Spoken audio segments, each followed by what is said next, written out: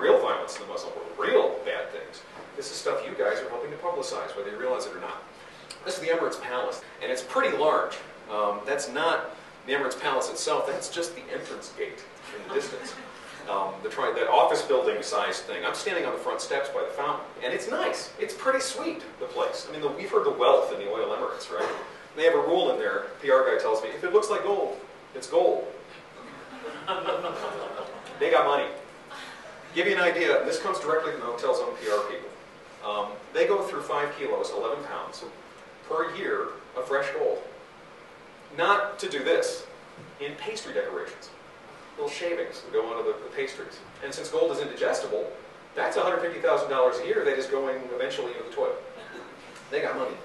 The thing is, when we're talking about injustice and violence and stuff, who builds this stuff in the Emirates?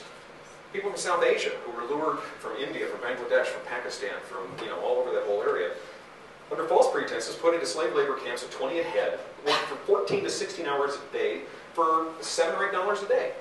And that information is not really widely disseminated by the local government. In fact, if you try to access it there on the internet, you get this. And if that thing's ever going to change, the conditions of those men who are laboring to do that kind of work, and the way they're being exploited, if that's ever going to change, how's it going to change? Share of information. What you guys do changes those lives. That's what you do for a living. How freaking cool is that? There are also a few other factors that are changing the developing world and the Muslim world and changing us all at the same time. Or also Pizza Hut, or Applebee's, or Burger King, or Tony Roma's, or TGI Fridays, or Coca-Cola, or the great Islamic organization Trader Vic's. International trade is the history of humanity. We trade stuff. It's awful cool.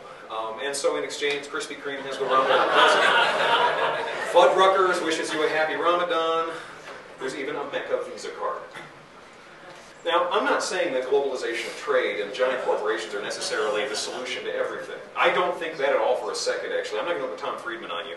There's some cool stuff. I mean, the biggest Christmas tree I ever saw was in Southeast Asia, not in North America. And the fact that this kind of stuff gets marketed side by side is really cool. But there are also massive downsides to the globalization of trade. Okay? This man, for example, is a global superstar. There are serious downsides. I'm not trying to say there's not. Go to St. Vincent, for example. This young lady in St. Vincent, I don't know how she could possibly be more beautiful. All right? I'm walking down the street. She and a couple of her friends are, I think, walking home from school, judging from the outfit she's wearing. And she just playfully sees me with the camera and sort of half models, says, "Hey, mister, take my picture." And I did. And she giggles. She was all nervous, and I showed her the thing. It was really cute. It was sweet. But this is the standard of beauty that's being marketed to her thanks to globalization of trade. That is Hilary Swank, who is not naturally a blonde. Beautiful woman, incredibly talented, made up to look like Jessica Simpson.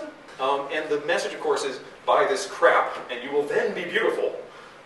Marketed in a country that's, I think, demographically 98% black. So if you think about it, it's a lie on a lie on a lie on a lie. Parse it that way. Yes, there's shortcomings to the way trade and all that works out. But on balance, man, the world you guys are creating is freaking fantastic. I was in Beijing a few months ago. This is the Forbidden City. And I'm walking around here, and I'm realizing that I don't know where that Tiananmen Square thing happened. Tank guy, remember that, 1989? Right? I didn't know the exact spot. I was kind of curious. Now, the whole subject is taboo in China. Officially, it didn't even exist. The whole thing was, there's this big slaughter of people that you can't find out about. And I was curious, can I find the exact spot using the internet, even though, you all know what they call the Great Firewall of China, the way they cut off the information. I was curious how long it would take. I went back to the hotel. 5 minutes. That's all it was. If you go type Tiananmen Square into Yahoo, Google, Wikipedia search engine, the server resets immediately. It's freaking creepy, okay? But if you know the Wikipedia file structure, type in Tiananmen Square in the URL line, up comes the information. I walked over. That's the spot where it happened. The guy with the tank man thing is right where that taxi is out there, the green and kind of little station wagony looking thing out there. 5 minutes. Even China, with all of its power, can't close the doors. That's the world you're creating. Okay, so, and that's creating the peace in this world. That's our future. That's what you guys are doing. When we start seeing ourselves in each other, other people, not this guy, and we see a kid like this, we immediately feel that kind of love, and they do for us. And something else wonderful too that exists now. This kid and my nephew Jimmy share a thing that blows me away. I learned this when I was talking to Jimmy.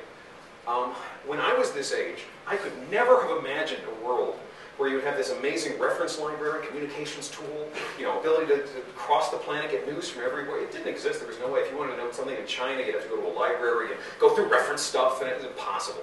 I couldn't have imagined it. This kid will never imagine a world where it doesn't exist. The next generation of children is growing up on a planet that has never existed before. We don't know the outcome. We don't know what happens, but it is fundamentally different from any world humans have ever lived in. I honestly believe that. So some people say, well, can there ever be world peace? I honest to God think if we get to the next couple of generations, it could actually be inevitable. This is the world that we're creating. So it may look like that, but that may just be because we don't have the best seat. We're sitting today, and this is our view, because we just have this moment. We just have this 1 second. We don't see ourselves as part of the grander historical scale. We are history.